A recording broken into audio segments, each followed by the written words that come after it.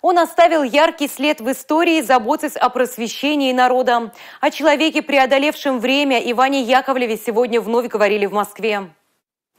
Как заветы талантливого педагога и мыслителя помогают современникам, расскажет мой коллега Дмитрий Ковалев. Его репортаж из Государственной Думы.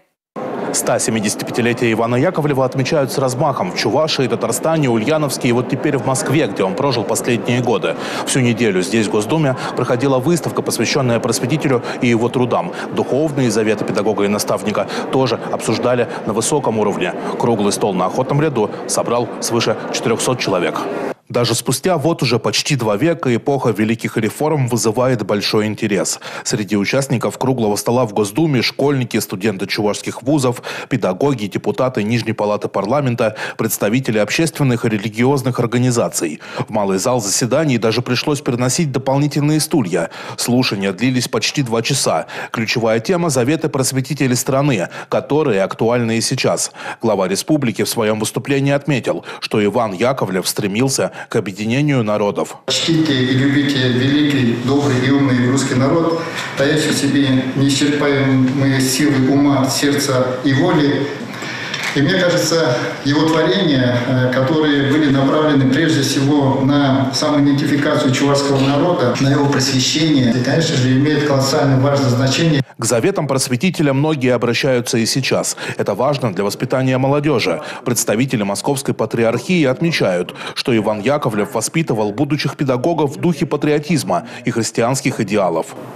Как человек глубоко верующий, не сомневался в том, что призвание русского народа находится на путях православия. И в 1930 году, когда казалось, что этого не случится никогда, этот великий сын России писал настолько пророческие слова. Иван Яковлев внес большой вклад в развитие чувашской национальной письменности и литературы. И сегодня рассказы просветителя изучаются в школах республики. Конечно, такие люди, как Иван Яковлевич и целый ряд других наших известных мыслителей и просветителей, а он в частности и как мыслитель, и как педагог, и как просветитель, и в общем-то как практик. Понимаете, у нас часто бывает очень много людей, которые хорошо понимают теорию, кое-кто занимается практикой. Совмещение, вот этот фундамент личностный, вот этим именно богата российская наша страна, так сказать, российское государство, и весь наш многонациональный, так сказать, народ. Чувашский просветитель буквально добивался распространения грамотности среди народов, основал новые школы. Его учениками были известные писатели, актеры, доктора наук, видные политики. Сейчас его труды называют подвигом на ниве просвещения. Его ценность была наполнена нашей самобытностью.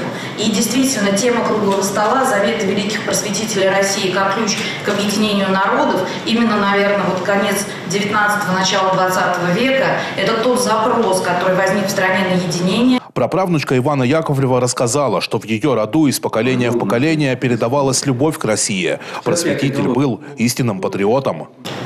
Иван Яковлевич говорил о семье как основе народа и государства. Хочу отметить, что большинство его потомков, правнуков и праправнуков – дружные многодетные семьи. Напутствием служили простые слова «берегите друг друга». Иван Яковлев оставил заметный след и многочисленные труды современникам. Память о просветителе в республике стремятся увековечить для потомков. Как отметил глава региона, только зная свою историю, возможно добиться успехов в будущем. Марафон, приуроченный к 175-летию Ивана Яковлева, продолжается. Так, в Москву со спектаклем, посвященным просветителю, приедет труппа Чувашского драматического театра. Гастроли намечены на 28 апреля. Дмитрий Ковалев и Николай Скворцов. Республика. Из Москвы.